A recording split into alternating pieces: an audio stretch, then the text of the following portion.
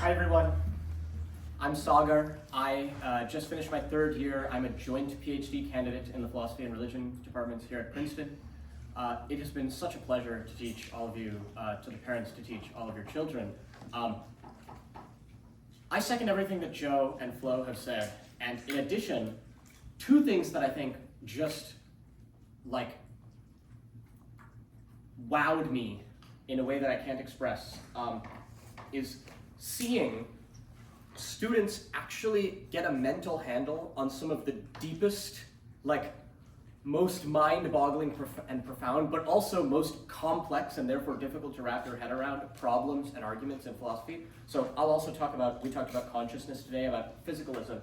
There's an argument against physicalism that if we can conceive of beings that would be physical duplicates of us, but without consciousness, and us being able to conceive of those beings entails that it's possible, metaphysically speaking, for there to be such beings, then because that would then demand a metaphysical explanation for why we aren't like that kind of being, philosophers call such a being a zombie, why we aren't zombies. And that explanation could not be a physical one. Since the zombies are physically identical to us, there must be an immaterial explanation for consciousness. And today, this is a very complicated argument. It requires wrapping your head around the idea of phenomenal consciousness in the first place, the idea, first of all, of trying to conceive of separating that from all of the physical facts about yourself, the idea that there might be a connection between what's conceivable and what's possible, and that there might not be a connection in some cases. And today when I taught this class the second time to Bacon, for example, there was a moment when Leah understood this argument, where she was like, oh. And I just, seeing someone understand an extraordinarily complex but profound argument for a deep issue that philosophers have been debating for 1,600 years or even longer is just incredible. The second thing is when students hit on responses or ways to get out of certain puzzles that I realized I don't think I would have thought of, or that I, for example, didn't think of when preparing the outline for the topic. So I'll give an example. There's one outline that I prepared on a topic for the advanced class on charity. When are you morally obligated to give to charity? Are you, for example, morally obligated to give to charity in every situation where what you would do with the money that you're not giving to charity is not morally comparable to the impact you can have with the money you give to charity?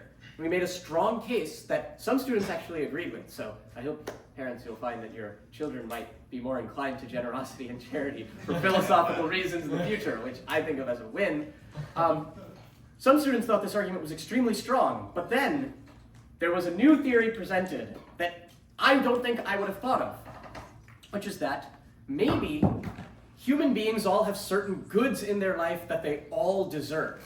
And so even if it's the case that some of those goods, just in objective terms, are not morally comparable to the good that you can do, the impact you can do by giving to charity, if you would need to use that money to secure one of those goods that any human being deserves, then even if it's not comparable to someone else because they are even worse off than you, you're not obliged. It would still be virtuous to sacrifice the money you were going to use to secure the thing that you yourself deserve. It would still be a virtuous thing, a generous thing to do, to give that to someone more needy, but you wouldn't be obliged to do this.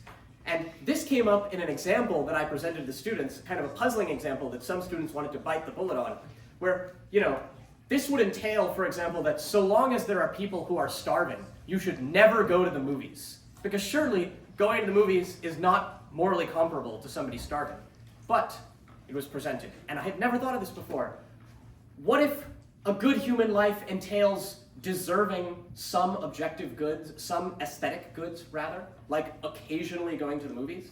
In that case, even though it's not morally comparable that you go to the movies versus someone is starving, they cannot demand of you, so to speak, and hence morality cannot demand of you, that you give away what you would have used to secure that basic good that every human being deserves, even though they're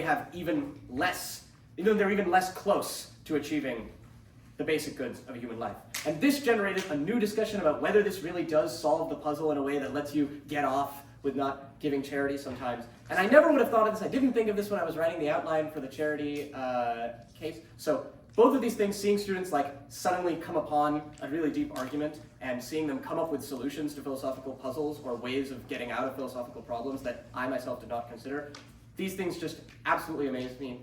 All of you are such outstanding students, and it was an immense pleasure to teach all of you. Thank you.